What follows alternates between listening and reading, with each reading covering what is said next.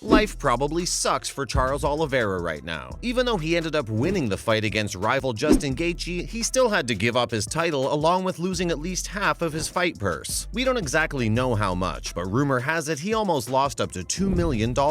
Keep watching this video as we're about to tell you all about Oliveira's weigh-in drama and more on the UFC. First up, stripped in every way. It wouldn't be wrong to say that Charles Oliveira was stripped in pretty much every way imaginable before his fight against Justin Gaethje at UFC 274. The former lightweight champion of the world ended up missing the weight by only 0.5 points. And before being stripped of his title and cash rewards, he had to literally strip naked on the weighing scale in the hopes of meeting the limit. To be fair, Dobronx was given half an hour to lose the weight, but it's probably really draining considering the fact that he dropped from 165 pounds to 156 prior to his fight. But rules are rules, and Charles had to give up pretty much everything if he wanted to fight. UFC legend Chael Sonnen also weighed in on the whole situation and estimated that the former lightweight champion probably lost around $2 million because of the whole episode. Sort of confusing though, because we thought Dana didn't pay his fighters enough, but $2 million is a lot of money. Anyway, Sonnen thinks that the first million probably went straight away because of the pay-per-view clause. Then on top of that, you have to add all the cash coming in from sponsors as well. They probably weren't too happy when they saw an extra 0.5 on the scale. Not to mention all the money UFC spent on building up hype for the intense rivalry. Sonnen claims that all the money comes out of a fighter's purse. Talking to viewers on his YouTube channel, Sonnen also added that the Arizona State and MMA Commission may have possibly taken away anything ranging from 10 to 20% of his purse too. But despite all the drama, the fact that Charles still went out and choked Gaethje to sleep says a lot about his character. He was absolutely unfathomed by the whole episode and didn't really care about losing the money or the title. Guess it isn't much of a deal when you're literally one of the most feared lightweight in the entire promotion. Like, people are already talking about how Khabib should come out of retirement just to fight Oliveira. Fans actually think Dobronx has what it takes to defeat the Russian Eagle. If you ask us, he's probably going to win back the title and make double the money next time he steps foot inside the octagon. Since he won the fight, that makes him the #1 contender for his lost crown. Next, fishy business? We don't want to make any assumptions, but something isn't adding up. There's definitely something fishy going on. Again, we don't want to start pointing fingers and claiming that either Charles or the officials are lying, but the stories don't really match. On one hand, you have UFC officials stating that Dobronx clearly missed the weight. Like, there's no doubt about it. He was over the limit by 0.5 and we gave him half an hour to lose it. But then Oliveira steps in and says that he made the weight. What is even going on? I swear in the name of my daughter, I made weight on Thursday night. So apparently, Oliveira thinks he made the weight and there was actually something up with the machine. He also said that he went to check his weight on Friday morning and the machine actually showed him to be 2.2 pounds over the limit. This is crazy. I've not drunk or eaten anything, Charles said. And it doesn't end there. The former champion says literally every fighter said the exact same thing. The scale was off by anywhere between 300 and 600 grams, according to Oliveira. It's not impossible, but at the same time, it's highly unlikely that something would be off about the weighing machine. Who knows? Maybe Charles was right all along. Now, for Dana issues. We have nothing against Dana. Don't get us wrong, but it always seems like he just has issues with everything other than the main issue. Instead of getting the scale checked out or at least responding to Oliveira's claim, he goes on and talks about how he needed to beef up the security at the weigh-in to control the situation. And we get it. He's the president of the UFC, the boss. He needs to look at the bigger picture and make sure everything goes down in a respectable and professional manner. But leaving these things unaddressed is just a gap for speculation and criticism, especially when you have people like Jake Paul clawing at you at any major inconvenience. Think about it. Now, Oliveira will always say that he made the weight and it was the machine that wasn't working. A former UFC lightweight champion making claims that the weighing machines don't work properly. That's pretty embarrassing for the promotion.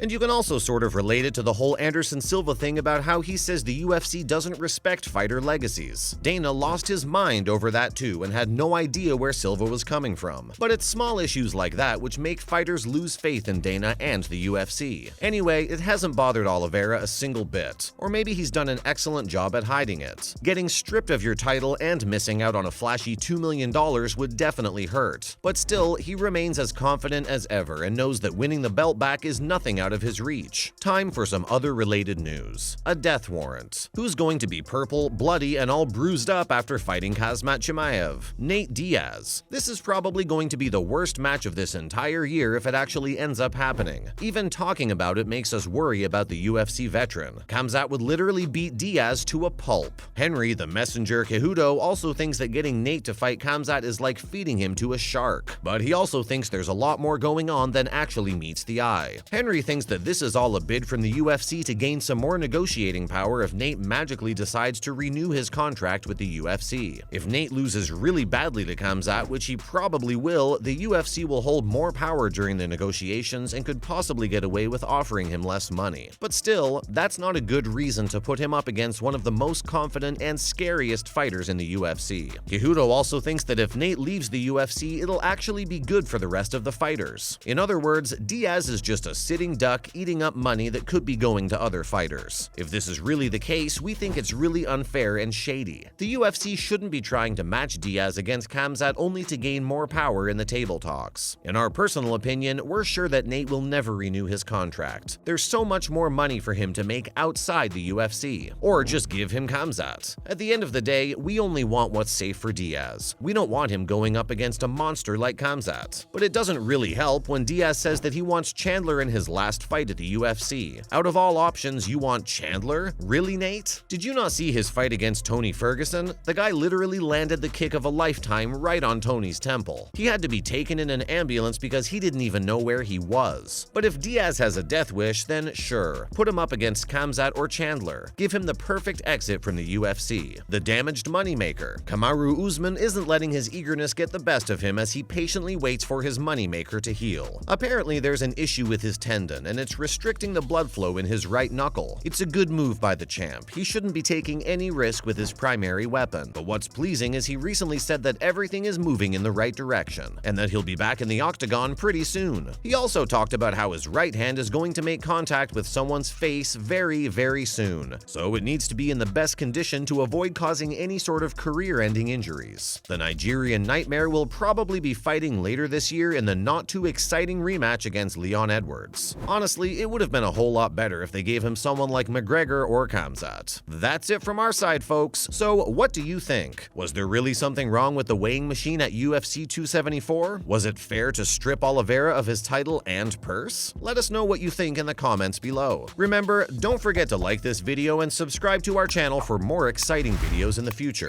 Thanks for watching and see you next time.